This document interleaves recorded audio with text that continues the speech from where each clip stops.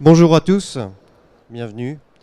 Je m'appelle Jean-Philippe Sayag et aujourd'hui je vais vous parler. Alors, j'ai mis un titre un peu trompeur parce que lorsque je parle du métavers, en général, ça n'intéresse pas grand monde. Donc, on aime bien l'appeler le parcours client du futur, le parcours client de demain. En fait, ce que je vais essayer de faire maintenant, ça va être de se projeter dans l'avenir. Je ne vous dis pas que ça va arriver l'année prochaine, par contre, on sait que ça va arriver assez rapidement. Juste pour me présenter, euh, j'ai créé une société qui s'appelle ACEP il y a 29 ans. Et nous, on est spécialisé dans la digitalisation du point de vente. Donc en fait, on a regardé tous les aspects du point de vente et on a essayé de le digitaliser, de le mettre sur un iPad. On est très connu parce que, oui, on travaille sur le métavers, on travaille sur l'intelligence artificielle et on dépense 20% de notre chiffre d'affaires en R&D. Aujourd'hui, on a à peu près 40 000 licences dans le monde. On va passer. Alors, je suis désolé parce que les slides sont en anglais, mais je vais vous les expliquer. En fait, il y a eu un avant et un après Covid. C'est vrai qu'on a eu une soif de digitalisation et c'est pour ça que Internet a mis un peu de temps à arriver dans l'optique. Le métavers va mettre 4 fois moins de temps. L'intelligence artificielle, encore moins de temps.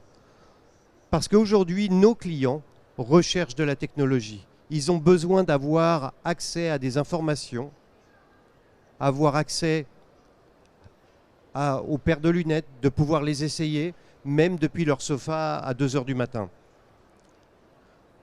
En fait, il faut déjà commençons par résumer.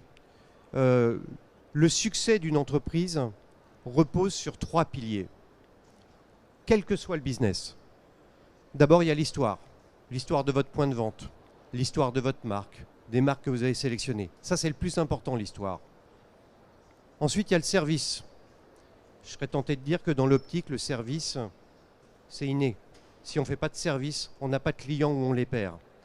Et enfin, la dernière chose qui va nous différencier et qui va être la clé du succès, ça va être l'expérience client. Et c'est pour ça que depuis des années, on innove, vous innovez avec des appareils de prise de mesure, avec de l'essayage virtuel en magasin, parce que si on résume bien, c'est l'expérience client et l'histoire qui vont vous différencier. Alors, nous, on s'attache à essayer de trouver quelles sont les tendances de 2023 et puis ensuite de 2024. Et donc, on va dans pas mal de conférences, notamment la conférence Apple, le CES qui va être au mois de janvier, et le NRF qui est une grande conférence du retail. Et en fait, si on regarde les tendances qui sont les mêmes depuis 2 ans, on a quoi? On a le LIDAR, on a l'intelligence artificielle, le Web 3.0, le Web AR. Et en fait, si on regarde bien, tout ça, ça a poussé le métavers. Alors pourquoi? Parce que si on essaye de regarder un petit peu plus loin, le LIDAR, c'est quoi? Le LIDAR, c'est quelque chose qui nous permet de scanner un visage, ce qui nous permet de faire des avatars. Alors, on parle moins du métavers aujourd'hui parce que il y a la vague de l'intelligence artificielle qui est arrivée l'année dernière et qui a tout emporté. Sauf que l'intelligence artificielle, ce n'est qu'un moyen justement pour déployer le métavers, justement pour déployer le Web 3.0. Je vais trop vite? Non. Donc,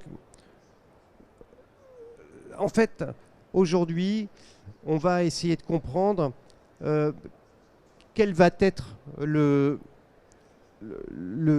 site internet de demain.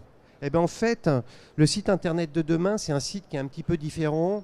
Et c'est là où le Web 3.0 va rejoindre le métavers.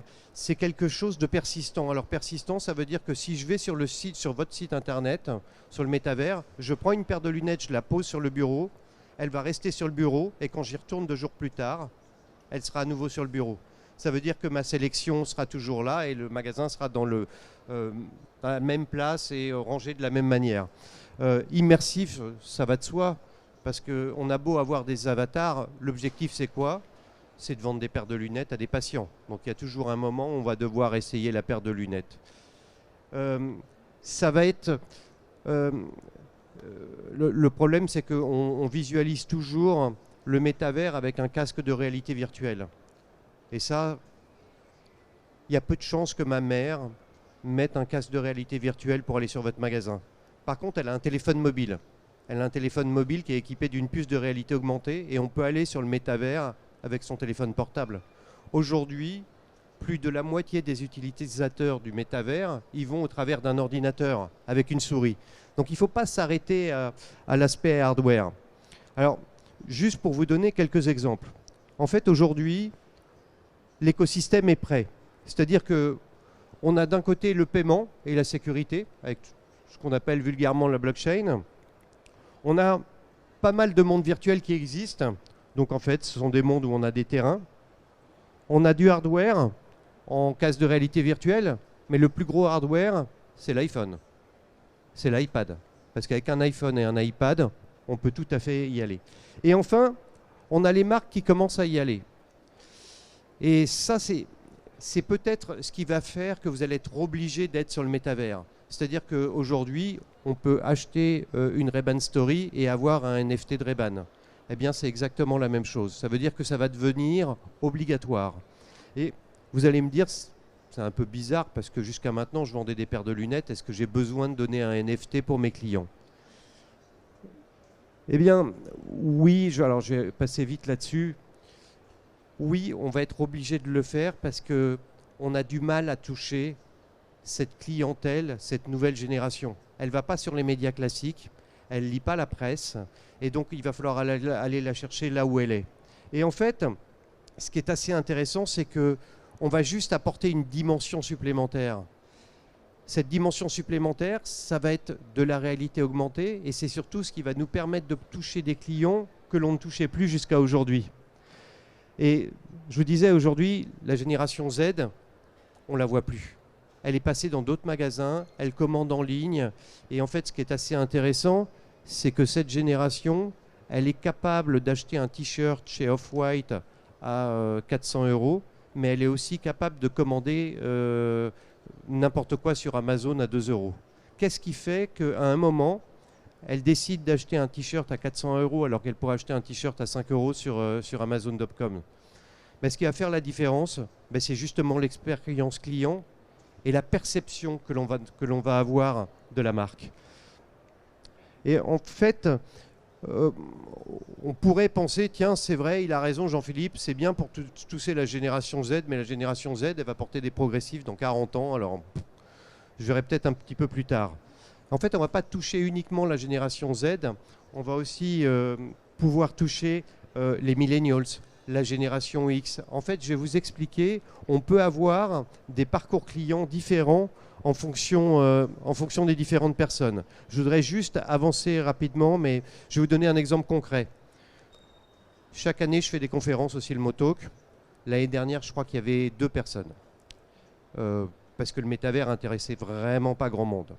Mais après ma conférence, j'ai reçu peut-être une dizaine d'emails pour me dire est-ce que je pourrais avoir le PowerPoint de votre conférence? Et donc j'ai écrit en disant mais vous étiez dans la salle parce que j'ai vu que 2 personnes. Non, j'y étais pas parce que j'ai pas pu aller au Silmo, mais justement c'est un sujet qui m'intéressait.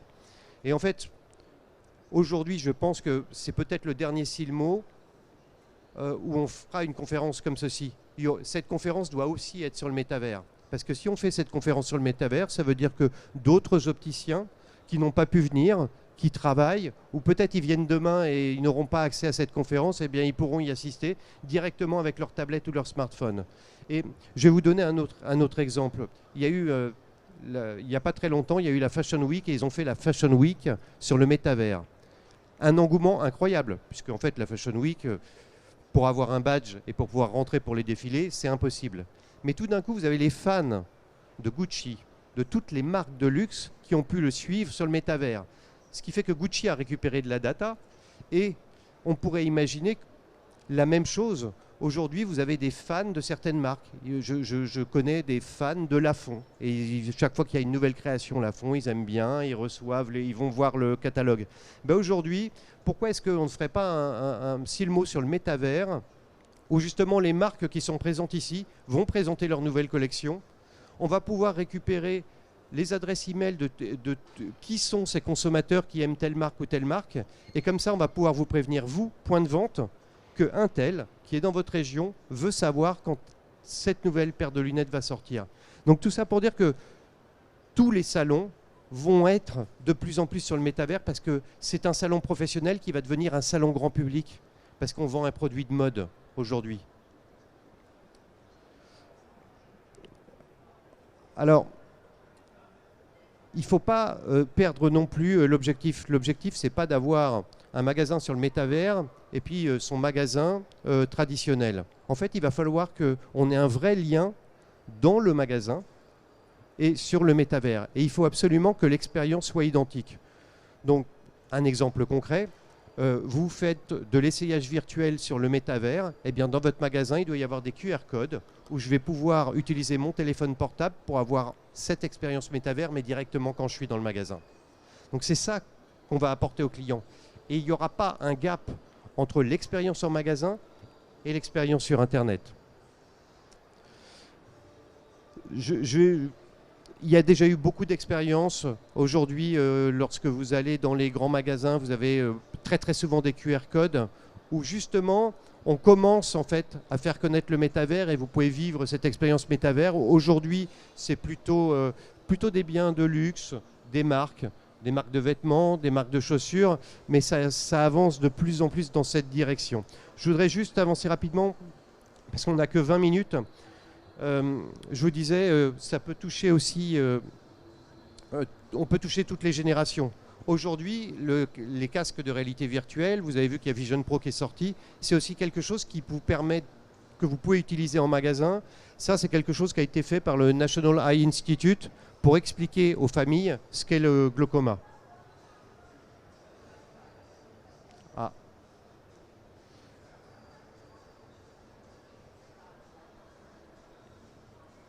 Bon, malheureusement, la vidéo ne fonctionne pas, c'est pas très grave. Donc, on peut montrer cette vidéo-là aussi. Donc ça, c'était par exemple, c'est une expérience qui a été faite il y a 6-7 ans où grâce à un casque de réalité virtuelle, on pouvait simuler différents verres, des verres polarisants, des verres progressifs, des verres anti-reflets, et la personne pouvait se voir dans différentes situations, en train de skier, en étant sur la plage, en faisant du vélo.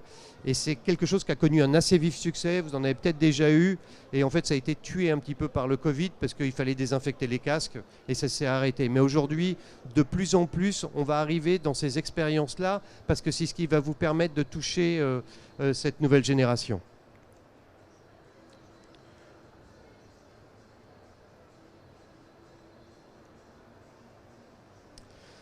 Juste pour vous donner un ordre d'idée, on a tendance à penser que le public cible pour le métavers, c'est 15-35 ans. C'est faux.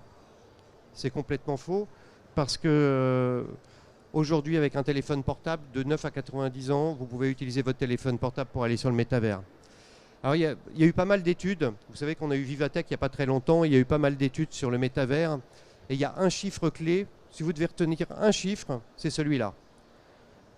25% des gens, c'est-à-dire de vos clients, passeront au moins 1 heure par jour sur le métavers en 2027. Donc ça veut dire que la maturité est très très proche. Et les marques vont déjà très très vite sur le métavers. Certes, on a besoin de hardware comme le casque Vision Pro, comme l'Oculus, mais aujourd'hui les téléphones portables se développent aussi à une telle vitesse qu'on va être capable de combler ce manque de hardware, et on sait que en fait c'est une sorte d'évolution du web. L'étude de Gartner nous dit aussi que 20% de l'e-commerce mondial va passer sur le métavers parce que ce sera plus facile de commander sur le métavers que d'aller sur un site internet. Alors juste pour terminer, qu'est-ce qu'on peut faire sur le métavers et qu'est-ce qu'on peut faire en magasin? Déjà, il faut repenser complètement son site internet parce qu'il faut vraiment être B2C. Aujourd'hui, quand on va sur un site internet, on a les marques, les verres, le service. On a l'impression qu'on parle à des professionnels. Donc il faut vraiment repenser. Il faut absolument mettre en valeur les marques qui vous différencient et faire de l'essayage virtuel. Aussi de l'essayage de verre. Vous avez tous un partenaire verrier. Vos partenaires verriers vous fournissent des expériences. Il faut absolument que ce soit sur le site internet, parce que ce site internet est aussi accessible depuis le métavers et on va pouvoir y accéder avec un téléphone portable. Et enfin, vous avez maintenant il y a pas mal de startups qui ont commencé à faire du vision screening, ça veut dire des examens de vue. Le but n'est pas de faire un examen de vue et de donner la prescription, c'est plutôt de détecter si la correction a changé, ne pas donner cette correction, mais inciter le patient à revenir en magasin ou à aller voir son ophtalmo. Juste pour terminer, si je fais une petite checklist du magasin de 2027, donc vous avez encore 3-4 ans, première chose, digitalisation du magasin. Vous devez avoir un parcours client digitalisé. Vous ne pouvez pas être sur le métavers si vous n'avez pas un minimum de digitalisation dans le magasin. Et en même temps, parce qu'une fois que vous avez digitalisé votre magasin sur le métavers, il est prêt. Donc c'est un passage obligé. Et enfin, je serais tenté de dire, être le premier sur le métavers. Pourquoi? Parce que c'est comme Internet. En 2027, il y aura moins de 10% des points de vente qui seront sur le métavers. Donc il y aura très peu d'offres. Ça veut dire que les points de vente qui seront sur le métavers auront une visibilité bien supérieure. Juste pour terminer, je vous donne un exemple. Carrefour. Lorsque Carrefour a acheté un terrain sur le métavers, tout le monde en a parlé. C'est passé, alors certes c'est Carrefour, sur BFM TV, à chaque fois qu'il y a un congrès sur le métavers, on dit Carrefour a acheté. Ça fait 2 ans qu'ils ont acheté leur terrain. Il y a toujours un drapeau Carrefour, on ne sait pas ce qu'ils vont faire, mais ils ont eu plusieurs millions d'euros de publicité. Vous avez un opticien, Rosset, à Annecy, qui a acheté un terrain sur le métavers. A priori, aucune chance qu'il ait un article, même sur Acuité ou sur Bienvu. Eh bien si. Bah oui, parce que c'était le premier. Donc en fait, il faut le voir quand même. Je ne peux pas vous dire ce que sera le métavers dans 10 ans. Par contre, je peux vous dire qu'aujourd'hui, c'est un excellent levier marketing. Alors, on peut faire, je crois qu'on a encore 2-3 minutes pour faire des questions-réponses si vous avez des questions. Et je vous fais un petit teasing, mais demain, je vais vous parler de Web AR, donc de réalité augmentée. C'est l'étape avant le métavers. On l'a organisé comme ça parce qu'il y avait plus de demandes sur le métavers, mais ça va être assez intéressant et vous allez pouvoir vous projeter sur des expériences en magasin qui sont assez intéressantes. Est-ce que vous avez des questions ?